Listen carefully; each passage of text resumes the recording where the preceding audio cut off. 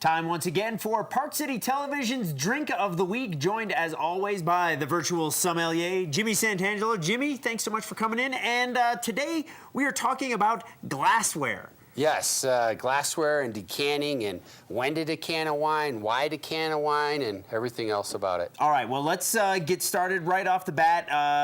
Choosing glassware for the right wine is really important. No, absolutely, and preferred glassware, such top quality, such as Riedel glassware. We were looking at some of the samples, just amazing, beautiful stuff. And the key, some wines need more air or more time to breathe. They need more contact to the air to open it up a little bit, and some wines need less. And all wines kind of cone towards the top to really couple and focus the bouquet or the aromatics of the wine so we can appreciate it more fully. So that's why you tend to see the bigger sort of balloon type glasses for your heavier red wine. Yeah, you know those Pinot Noir bulbs that you have are for those thin skin graped varietals, your Pinot Noirs, Grenache or Garnacha, Nebbiolo from Italy.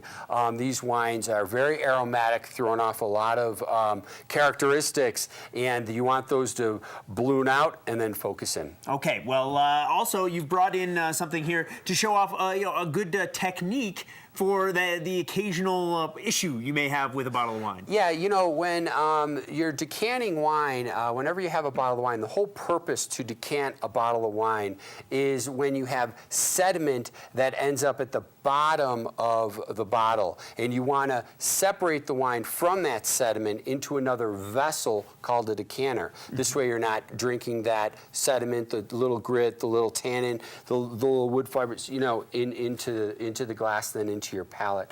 Another reason why you might decant is to open up more youthful wines, wines that need to have some air against it, and that'll open it up. And all your decanters have a really wide bottom, accentuating and maximizing the amount of air contact that the wine has. If you have a bottle of wine that, say, is unfiltered, or we were talking about it where you get a lot of that sediment right around the top of the bottle, mouth of the bottle, you know, that cork is like a stamp, you know, it's getting on everything. What you can do is you can just hold out your finger, take it right into a glass and just roll it.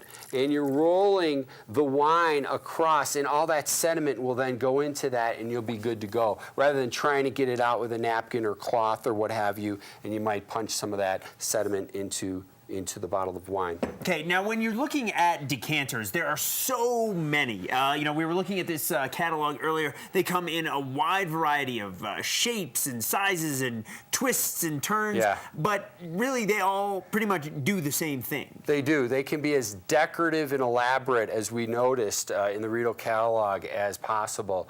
The goal is to maximize the air exposure to the wine. Here's a real flat classic decanter, and here's a more decorative decanter. And we can go ahead and demonstrate if you want us to do that. And what you can do is you basically hold the decanter on its side, the bottle on its side, and you're just pouring in, not touching bottle to glass. These are real delicate. You don't want to chip or mark anything up, and you're just slowly pouring the wine into the decanter.